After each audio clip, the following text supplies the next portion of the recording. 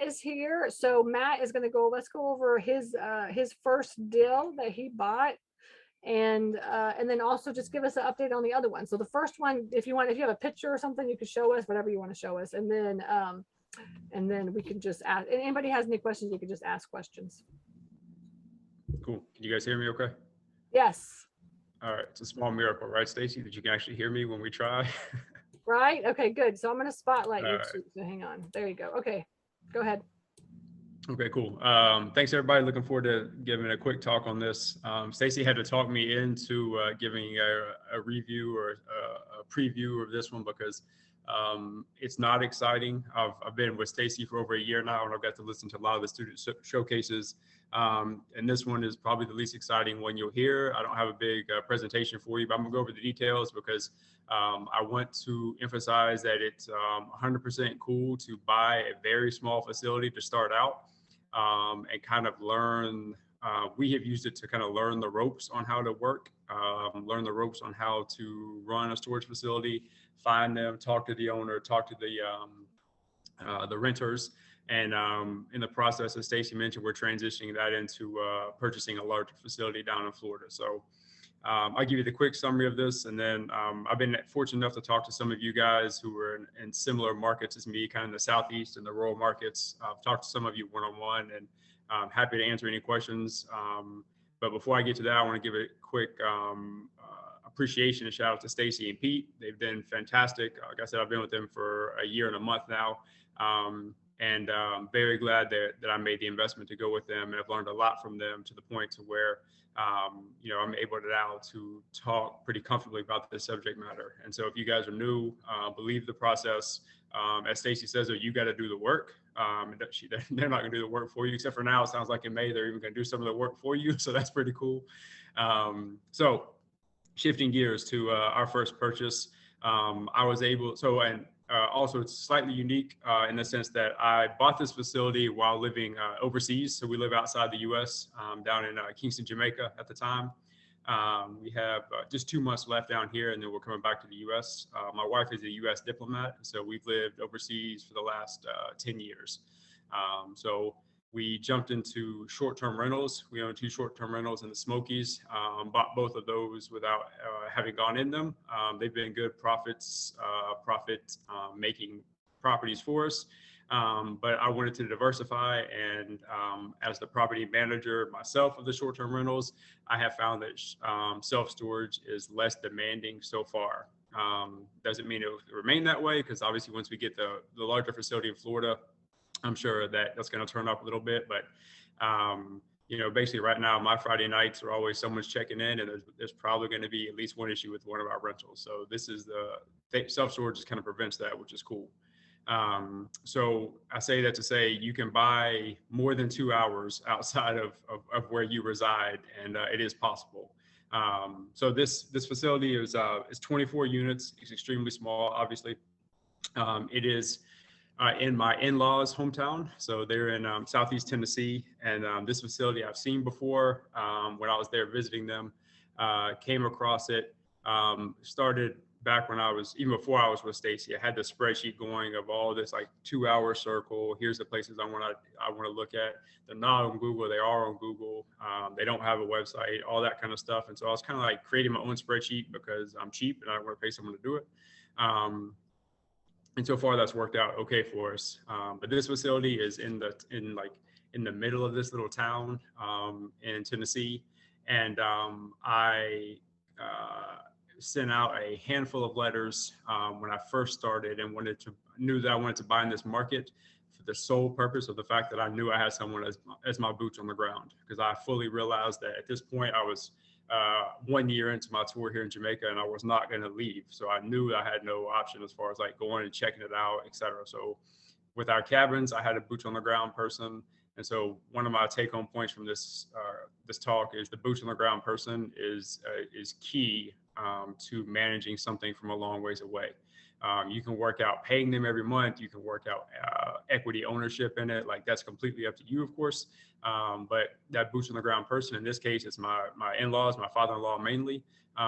That's huge in the success that we've had with this and the profitability of this little facility. making money for us every month. So it's let's see, paid 60,000 cash for it. Okay, so contacted this owner. He, he replied with the same thing Stacy says, like, yeah, I didn't think about selling, but sure, let me think about it. And then he kind of came back to me and said, hey, make me an offer. I knew what I wanted to spend on it because I had put it in Stacy's evaluator. I ran the numbers. I knew that I was going to be able to save some money as far as the expenses are going to be very low on this property. And I was excited about that because low expenses means higher profit margins. And I decided to make him an offer. I said, I think I came in at 50 or 55. I don't remember now what I offered him first.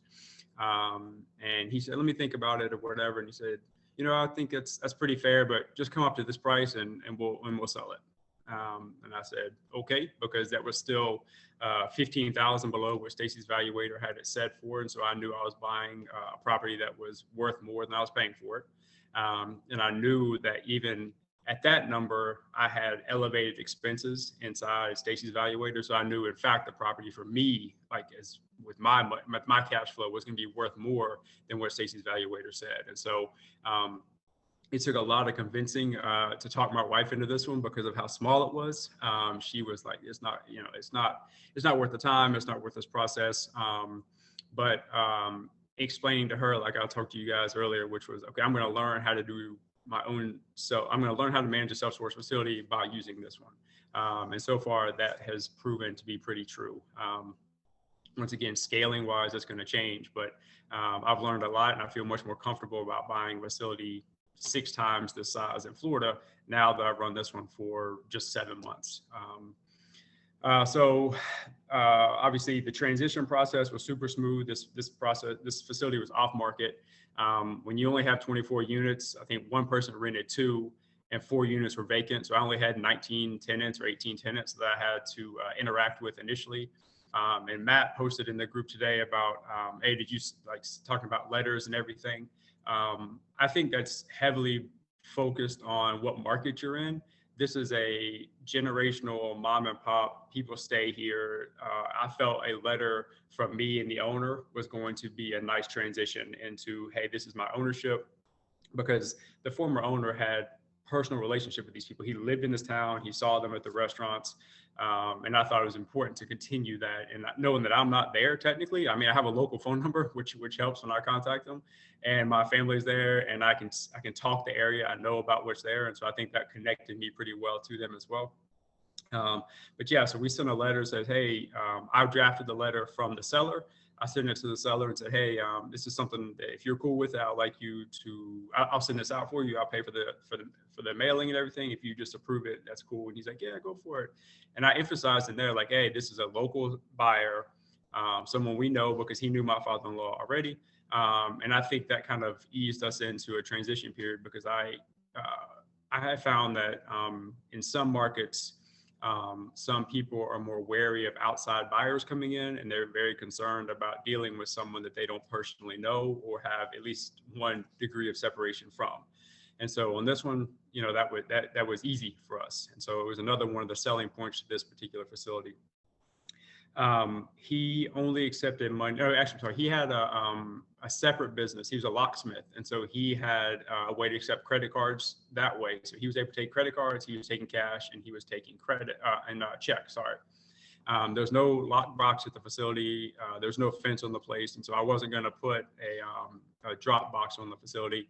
And so my father-in-law, we created a P.O. box in town. So the checks come to the P.O. box in town. And there's 2 people who are kind of set in paying cash, and I've decided not to fight with them at this point. So there's literally a restaurant next door. And so they take their cash payments and they drop it off at the restaurant when they go pick up their coffee. And then sometime during that month, my father-in-law goes by the restaurant, buys himself a cup of coffee, picks up the cash payments, and goes next door and drops it in the bank. So it really does work that way. I talked to a lot of different people about ways to do credit cards. I had no other small businesses, so I had to create a credit card payment method. It's probably not the best one, but it was the one that I could do quickly and in a pinch. I have a PayPal account. So I accept credit cards through PayPal. I think it's like 2.2%. So it's not the best deal out there, and it's not the worst deal out there. But I do know, once again, going back to knowing my market, many people in this town have a PayPal account, or their kids have a PayPal account. And so creating something with PayPal, it might cost me zero point 0.2 credit card processing fee extra, but they already have the account. And it also, of course, can create the PayPal. You can have your own personal PayPal link. And so when I introduced myself through them, many of them I did it through text. Some of them I called. Some of them I had to send a hand letter. But I say, hey, here's my PayPal account. I'm sorry, here's my PayPal link. You can pay me this way.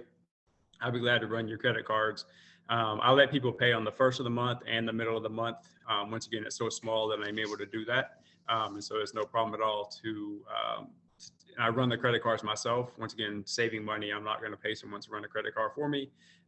It takes me less than an hour a month to run the credit cards that I have. It takes my father-in-law less than an hour a month to collect the cash and do a mobile deposit. So once again, driving expenses down, which makes the profitability go up quite a bit. When I purchased it, it had 4 vacant units. Like I said earlier, they technically weren't vacant, but the owner used them. And so he moved his stuff out. And so we went from, when I first got it, we had 20 units, and now we're full. He was not on Google. Did not have a Google My Business page. And when you looked up self-storage and blank, all that was there was the coordinates. And so if you've heard me talk or been in the Facebook group before, getting the transition page getting it transitioned over to Google My Business was more complicated than it needed to be. And ironically, the one time I've actually been to the facility that we own is because I flew to town to see family. And I went to the facility and had to do a phone call with Google, literally with my phone flipped around, so my camera's out, like showing them the facility, because there is no mailbox. There is no, I did create a sign and put it on the side of the building, literally for this phone call, right? So I spent $100 to make a sign, put it on the side of the building so it shows the address, it shows the name of the business. And 2 days later, they're like, oh, congratulations, it is your business now, right? And in this market, having done that, there's only one other person in the market that is on Google in this way. All of a sudden, phone calls came in. It was crazy. Like I thought, oh, this market might be overbuilt. It's a small town. I think it was like 4,000 people in a 3-mile radius. I was like, oh, that's very small. Phone calls came in. And so we filled up straight away. I have one bad tenant right now, thankfully, only one. And obviously, as Pete has discussed and Stacy discussed, that is a headache. And somehow their phone never works when I call them, and I can't find them, and all this other stuff. So I'm having to work through that. So that's the least fun thing about owning this facility so far. However, we're full now, and at the 1-year mark, or before the 1-year mark, we're going to do a rent increase. And I've actually delayed the rent increase because, as Stacy said, I have other things going on. So part of this process, when I got this facility and got on Google, I started getting phone calls. However, I was full. 4 miles away, a friend of mine had a blank piece of land and put up 24 units himself. And so I've been in conversation with him about buying his land. The location is far better than mine. The land is great. It's 3 acres, so it's got room to build. And we went back and forth about 6 months, and we were not close on price. And through conversation with Stacy, eventually, I talked him into owner financing deal. So he's going to get almost all the money he wants, and I'm going to get it for the price that I want. So for the last 3 months, I've been filling my future facility. So every single phone call I get, say, hey, do you have a unit?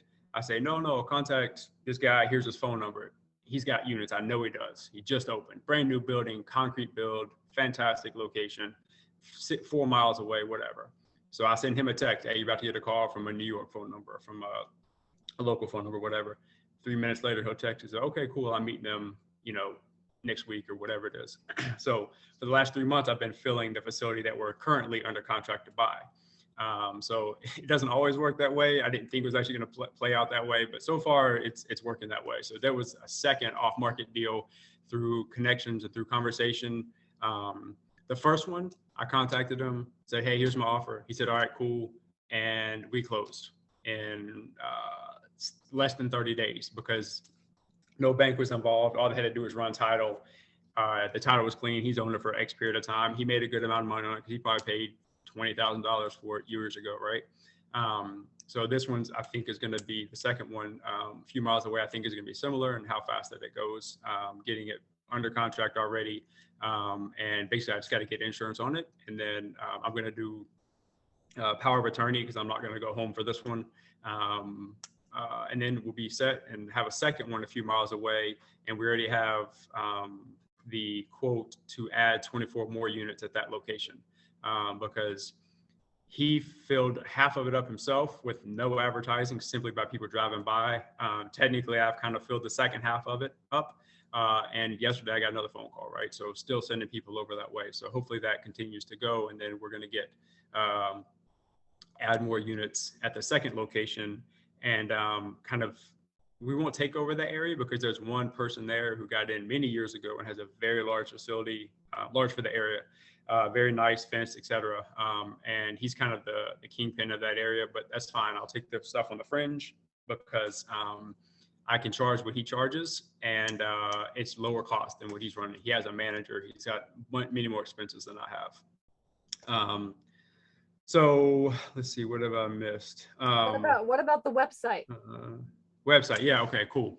So yeah, thank you, Stacy. So this is something else that it depends on your personality and how this is going to work with you. But if you listen to Bigger Pockets and you listen to a lot of the people, they very much say, and this happens in the short-term rental world as well, as soon as you start, act like you're a big business. And my wife and I have butted heads on that one in the past because, in my opinion, you're not a big business yet. And so spending money like you are big business doesn't make sense.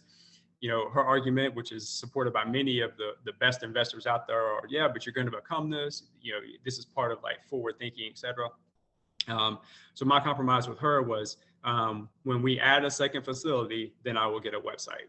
She's all right, cool, whatever. Like, because she's hands off on it, she's involved in it, she understands it, but this is my job, so I'm running this. She's like, all right, no problem. And so transitioning over, so you guys have heard Guy speak on Stacy's thing, and if you haven't, go back into Coach Accountable and listen. Both, I think it was like 2 boot camps ago. He did an awesome job covering it. And so I reached out to Guy once we got the Florida contract, and Guy did another contract. I said, hey, here's what I'm looking for. And it was right when Stacy and Pete were transitioning to leaving StoreEdge's website, and StoreEdge is still doing the back end stuff, but Guy was doing their website, which saves you money once again. So the more you save, the more you make, right? So it's not all about how much you can charge for a unit. It's, can you drive your expenses down without taking all your time up simultaneously? So literally, I have been in contact with Guy, have him on retainer. We're set to close in Florida probably by April 1st, but it's an SBA loan, so I can have a whole nother talk on that subject matter. But it's going to take, it might take longer than that, but long story short, we will have a website. That website will have a landing page similar to kind of how Stacy's is set up.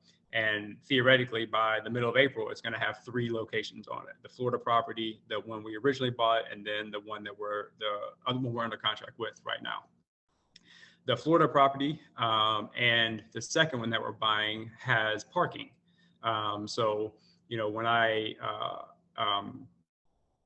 obviously there's different restrictions on states, and Pete is going to be able to talk about this much better than I will, but there's different things you have to pay attention to when people sign up and pay for and become a tenant for you with parking. So, so we don't have a website yet. Google, I have my Google business website, right? But which I looked at yesterday, had 234 views in the month of February, right? So I was like, I can't believe that many people Google self-storage in this town, because if you think about that, it's 4,000 people in town, 200 people Google self-storage, or they just the same people Google over and over again. I don't know. Probably 20 of those was me trying to do my own website now that I think about it. But anyway, so people are looking for self-storage, which is why we're willing to buy the other facility just down the road. Square foot per capita for us, this is a very rural market, and so we're looking at 3, 5, and 10 mile radius. It ranges between 4.1 to 6.1 square foot per capita in the Tennessee market. The new facility that we're getting is on the low end. It's like the 4.1 on the 3 mile radius, or no, the 5 mile radius. On the 3 mile radius, it's even lower than that. At that point, I was in. I said, you know what? I'm willing to pay a little bit extra for this property. It's got room to expand. The location's good. I get phone calls every single week for the facility that we already own. So I'm not scared to buy in a small town, and I'm also not scared to scale appropriately. And if you've listened to Stacy long enough, that's one of the things that I very much admire about the way Stacy and Pete have done theirs, is they have scaled and have scaled very large now, but they did it in their way, right? They owned it, they processed it in their way. And I like that about Stacy and Pete and their progress. And that's one of the things that I've emulated as well. Like you can do it your way. You don't have to do it the way everyone else tells you to do it, which for me has been great. And obviously you like to hear people say the things you like to hear, right? So a lot of things that Stacy and Pete said, I've really connected with because I think saving money is as good as earning money. And so I've been able to do some of these things myself. And I am a stay-at-home father. I have an 8-year-old. I homeschool him, and so I'm in the process of reading Aesop's fables to him while I'm, collecting money on a rental or on a self-storage or short-term rental. It's worked. I'm happy about it. When we transition back to the U.S., obviously things are going to look a little bit different. But then I can actually go into Stacy and Pete's plan about where you actually drive for self-storage and you come up on these facilities out in the country that obviously I can't do from here. But then I can contact them and say, hey, are you interested in selling? So my next phase, I think, once we get Florida closed and the other one closed, we have a little capital available left, but I'm very much going to look towards wholesaling. That's going to be my next step in the process because I think that's logical for us. And that's one of the things I'm excited about. I like finding these places now. I've had obviously some geographical limitations being over here, but have still been able to find some properties and create a few networks and create some conversations with people that have opened the door to investing in self-storage. The Florida one was the whole thing. If you've watched any of these student presentation before where they click their Google map and it's overhead and they're zooming in all around, like I'm buying in a part of Florida that nobody visits. However, people do live there. And so I will be glad to hold their stuff for them for money every month. And so this is like the middle Florida. I mean, this is cow country, if you know it. So there's farms, there's lakes, there's some campgrounds. So oranges, right? Lots of produce is being produced. Tomatoes are huge down there. Strawberries are huge in this part of the Florida.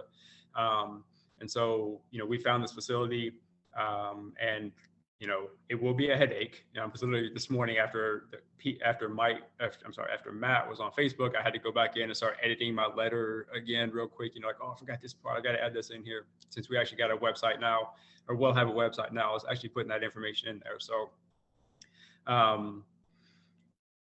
I've talked a lot. I've jumped around a little bit. I'm glad to answer any questions you have. And both now, if you want to do it live, or you can message me and find me in different ways. But what else, Stacy? Am I missing anything? Well, does anybody have any questions for him? You can unmute yourself. What were the current rents and what are you up to now, or where do you plan to go? Yeah, good question. Current rents were how good of a friend he was with that person, I think. So the small units range from 30 to 45. They were 5x10s, sorry. It ranged between $30 and $45 a month. The 10x10s range between 40 and 50 a month. And then the larger units were 50 to 65 a month. So far with the 4 new units, basically, he moved out 4, so we're down to 20. We have filled those 4, and the rates are basically $10 per unit is now higher, right? So the 10x10s we're renting at $75, so we actually increased that one $20. The 10x20s, I haven't turned one of those over yet, so I haven't raised the rent on those yet. And the 5x10s, I've only turned over one of those, and I went from $30 on it to $45 on it. So that's a 50% increase, right? So it's a pretty nice jump.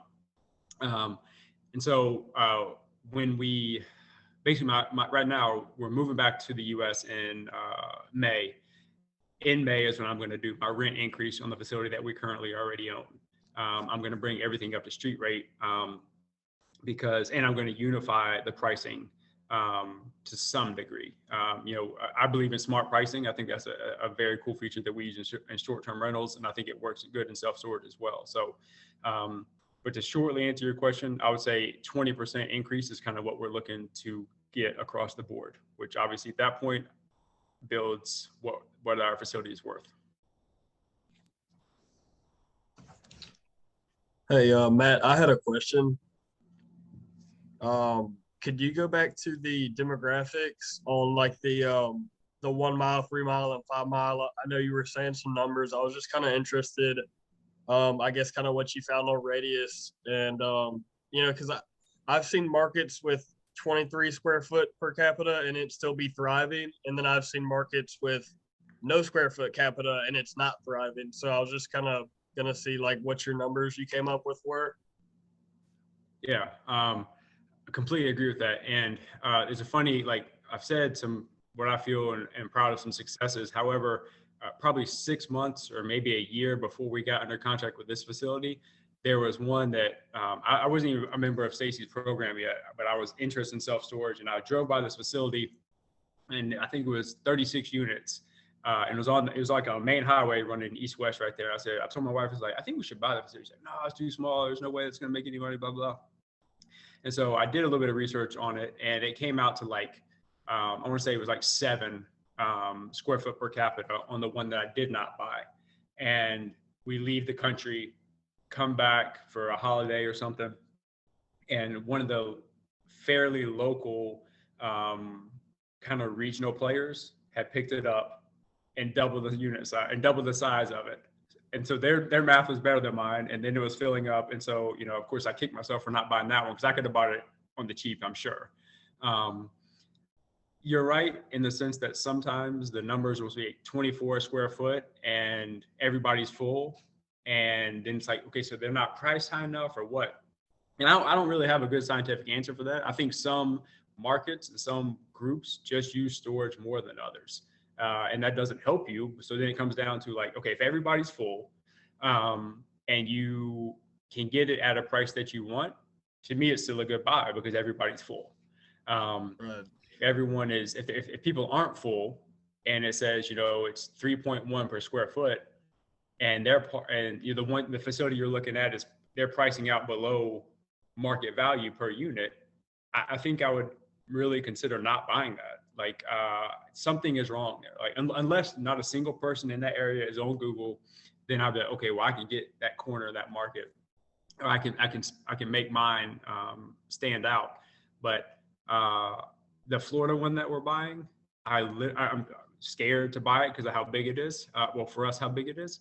But I guess down in the like 4.4 square foot per capita for Florida, which at that point I was like, you know what? Here's my money. Because, when you listen to Stacy's experts come on and talk, they're basically saying if you're under 10 in the state of Florida, then it's a solid buy, right? And so I'm talking about, I'm looking at half of that, and I've done the research ahead. I've never been to this facility in Florida. I've probably driven by it, but didn't know it, right? Because I had no idea. But right. I look at those numbers and I'm like, okay. And then I do the overhead, and the closest facility is 4 miles away, and it's simply outdoor parking. The closest comparable facility is I think it was 4.7 or 5.1. I don't remember how many miles away. That's fine. I'll take that, because across the street from the facility that we're buying is a subdivision, and 1.1 miles north of the facility we're buying is a retirement community with a trailer, like with mobile homes and trailers. Those people don't have storage. They don't have space, or rather. I'd be glad to hold their stuff for them. And so square foot per capita is important. I mean, the conversation has gone from, nationwide, it's under 7 to 9 is kind of a very normal place. It's like a good place, but I've made offers on facilities, have not got them, but I've made offers on facilities with a higher square foot per capita, but my offer kind of covered me in case something went wrong. In other words, I lowballed them, right? Didn't get it. Right. And that's okay. So, yeah. So across the board on the Florida facility, and the one in Tennessee for that matter, if you're across the board on a 1 mile, 3 mile, 5 mile, and even 10 mile, is it all coming in around 4 square foot? Because I know when you change up the mileage, I mean, it jumps sometimes a lot. So I don't know if all your demographics on every mile is coming in lower than 8, and that's kind of what's giving you being comfortable with the deal. Yeah, my guess is my guess is the Tennessee property that we currently own. If I did a 1 mile, it would come in above 8 because it's very rural and there is no joke, 100% truth. We own 24 units. 400 yards away is 24 units, identical. And I made an offer to this end. So I bought mine for 60,000. I bought this one for 60,000. I bought it. I said, this is fantastic. I love it. Let me find out who this owner is.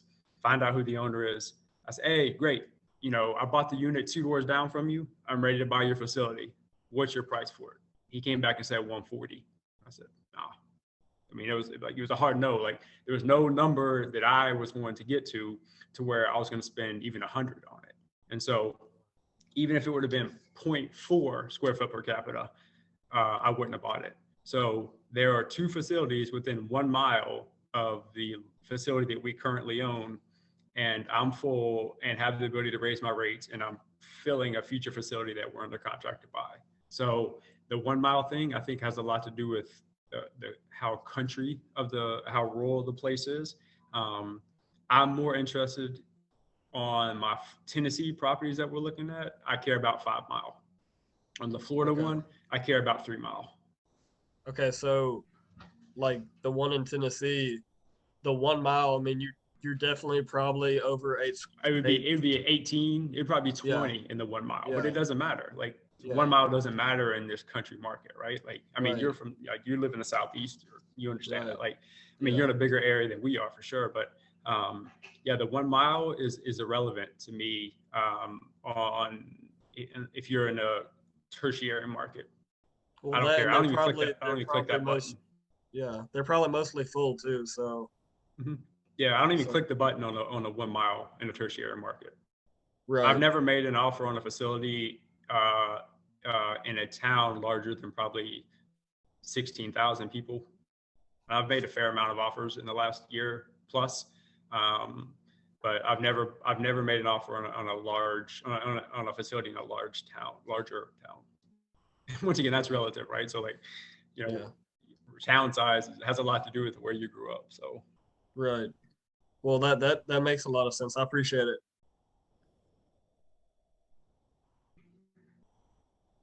Who else? Any questions for Matt? You mentioned you never click the button on a 1 mile. Are you talking about a specific application? sorry. Or? Yeah, apologies. Radius Plus. So Radius Plus is kind of where I have found to be the most accurate, and it is not completely accurate. Please know that, especially the tertiary markets. Like in the big markets where the public storage and the REITs are, it is very accurate. It says how much per unit. It says who the owner is. It gets super accurate. But going back to, I'm looking out in the country markets, tertiary markets. So inside of Radius Plus, if you've been in there, you can change between 1, 3, 5, and 10 mile. You said it gives you the population, which I'm looking at, and it gives you the square foot per capita. And then you can do a separate search to, is the population going up or down, right?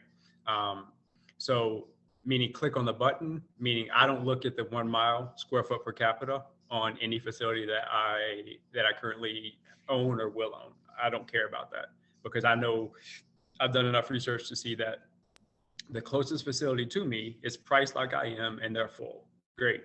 That means that we can both raise our prices together and still stay full, or I can raise my prices, lose a unit, but still make more than him or her staying full and not raising their prices. And Pete talks a lot about that. And I think that's a good thing to have. You do have to get in it a little bit to do that, you know? And it might be like someone calls you and it's the one unit you have and you say, I want 85 for the unit. They're like, all right, great. All right, good. Then lock them in, right? Get that $85. And then another thing about the tertiary markets that I have found to be true, and Stacy's talked about this, Pete talked about this, but the turnover is pretty low. So it's pretty hands off, you know? It doesn't take a whole lot to get them a contract signed. The hardest part, literally the hardest part of owning the facility in Tennessee has been getting somewhere to print a contract, sign it, mail it back. Like DocuSign is not an option with some of the people that I'm renting to, or they just pretend it's not an option. So that's really been probably the hardest part of owning of this facility. Yep.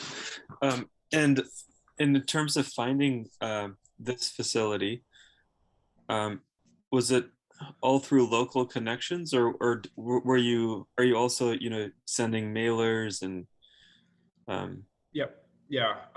Yes and yes. I've never lived in this town. It's not where my wife's family is from, but it's kind of where they moved to. And so I knew a little bit about the town. I had never driven by the facility that we own, but I had seen it overhead by doing the scan, right? Oh, here's the facility. It's long. This is weird shape. What is this? Oh, okay. It's a self-storage facility. But I actually couldn't get the address because I told you a few minutes ago, like all it has were the coordinates. And so at this point, I called my father-in-law. I said, hey, drive by this street. Tell me what this place is. And then he drove by the street and said, okay, here's the address. Doing the math, like 127, 123, 131, like doing the math backwards. I think this is the address. That doesn't help me. Like I can't Google that because once again, that's not there. So that's when the personal connection came in. I said, hey, can you find out who owns it? My father was like, yeah, I'll find that out. So he found out who owns it. And then I called this guy and said, hey, I'm interested in your place. And funny thing, his son rented a unit from him. His son is still our tenant, right? So I'm interested to see when I raise rates, if he's gonna be like, all right, I'm out of here, or if he's gonna keep it the same. So. Yeah. Okay, cool, good. See, it wasn't too bad, Matt. No, I'm just saying it was. Yeah, it was a throw up of information. So You if have any of this have a lot of information. You're doing a lot of projects right now. Yeah, definitely so. And I was going to say, actually, I found a town in Florida where the population is going down, actually, which was weird because like there's a place I've been eyeing for a long time, and I made her an offer a long time ago. She's like, no, I don't. That's not close. And she came down 60,000 and said, hey, give me this for it. I said, all right, let me relook at this property. So I go in there and I'm looking at the population trend, and if you follow us, I'm fortunate enough I have ties to states where people are moving to. I have ties to Tennessee, I have ties to Florida. Folks are moving to those states right now. It's a no income tax state. And there's some decent sized cities and some great sized airports in these places. So I looked up this town again. I'm like, it's losing people every year. Like, I don't think I want to buy in this town, right? Because it's losing people. But then ironically, there's a facility in this little town in Florida that's listed on Crexy at an insane price. Like I think it was like, Stacy talks about like how many dollars it is per door. There's been like $16,000 for the door per door, sorry, in this little town, which takes me back to real quick. The facility we got in Tennessee, we got for $2,500 a door. And so I'm happy with that. The one we're getting at Florida, we're getting for $5,100 a door, not counting the parking that we have there. And for the one we're picking up in Tennessee, I think it's like $4,100 a door. But as soon as we do the add-on, and then take those two things into consideration, it drops it back down to like $3,000 a door. So when you're looking at facilities, especially if you're looking at the big carriers, LoopNet and all those, like take a quick look at that, because that one rule that Stacy put out there, I think kind of like flippantly almost, has kind of given me an idea. It's like, do I even want to look at this property? Because I'm not going to spend $10,000 a door. Like some people do, fantastic, like good for them. Like that doesn't fit what I need and what I want right now. So I'm not going to do that. So what was the guideline? Was it 2,000 a door or 3,000 a door? No, Stacy has kind of said that the majority of her purchases, her and Pete's purchases, have been around 5,000 a door. So she kind of just, hey, how much is it per door? Oh, okay. And I think it was 2 calls ago, she went on to Crexy and looked at it. If you go in there and look, for some reason, they don't have price per square foot anymore. Well, they might, but they also have a line that says price per door. And it's funny because they put it in the subject of the email as if it's like a fantastic deal. It's like 17,000 per door. And I'm like, no, you should like hide that. Don't put it as like as a marker of like, this is great. So, so yeah. And Jennifer said, what was the per capita guide? What do you mean? Yeah, under 8. So yeah, so 6 to 8 is a really good deal, but I mean it depends on where you're at. I would say 8 or, and you're in Tennessee as well too. Yep. So we're on the other side of Tennessee, but I would say 8 or under is going to be fine. When it gets starts, like he said, when it gets super low, then you kind of question and look, why is it like super low? Why doesn't anybody want to be in this area? But yeah, 6 to 8 is typically like where you want to be. But anything under, and like he said, Florida, anything under 10. I mean, it's a hot market. I would say Texas probably is the same way as well too. You know, Yeah, my youngest son was born in El Paso while we lived in Mexico, and so I actually sent feelers out to El Paso. I was like, I'm interested in buying El Paso just because I have no one there. I've been to El Paso, and Texas is booming, and I love West Texas and New Mexico. If New Mexico was a more tax-friendly state, I would jump into New Mexico if I could. It's not a tax-friendly state, so I'm not going to mess with it. But calculate square foot per capita. I don't. I let a website do that for me, and it does cost obviously a little bit of money. Like Radius is expensive, but what I have done literally for my last 3 Radius sessions is I have submitted facilities that I know are not on Radius. One of which was my own, which obviously earned me a credit, right? So I think it's $20 per credit, and so me taking the 4 minutes I think it took me to fill out this little thing that says you have to put the information about the facility. I get the credit. And so I use that credit then, and I have a list of properties that I'm interested in, at least areas. But then Radius, if you haven't been there before, it's like Google. It's an overhead zoom, and there are all these red dots. And you can click on the red dot, and it tells you the owner. Sometimes it tells you the owner. If it's an LLC, sometimes you see the ones where it's like, so-and-so is their home address with their phone number. Those are the ones that are pretty easy to contact. But yeah, and then they have the greens, I think green or blue, which is like in the pipeline, which is great because it tells you right now, here's the population, but in square foot per capita. However, based on what's being built, here's this population, square foot per capita. That's more if you're interested in markets where, they're with booming markets where they're building. Some of the tertiary ones, folks are not putting it up. Also, I have found, as I mentioned earlier, that a lot of facilities in tertiary markets are not on there. yeah. And so what he's saying is that you can go into Radius and you can figure out the net square foot per capita, essentially is what it is. But like, so but you could all, because the way that you calculate that is you take the total square feet of like all storage in your radius and you divide that by the total population. But in a tertiary market, this is like really hard. I mean, it's easy in a secondary market or a primary market a lot of times because you can find those properties, but in a tertiary market, it's a little bit difficult to find those properties. A lot of them, like the ones that he's buying, they won't even come up and stuff. So it's like, Or like yeah. the last census was like in 2010. Like that doesn't tell you how many people live there anyway. Like if you click on that, Yeah. it's like census, unless you can dig into it and like the local community does a good job. Like it's a 10-year-old census. Like it doesn't tell you how many people live there. Exactly, especially in the last like year to 2 years. Places, the migration patterns are like completely changing. And like all these little tiny towns are all going to be growing and stuff, because people are just getting out of like big cities and stuff. So I say these next couple of years, a lot of places are going to be increasing, these smaller towns and stuff too. So yeah.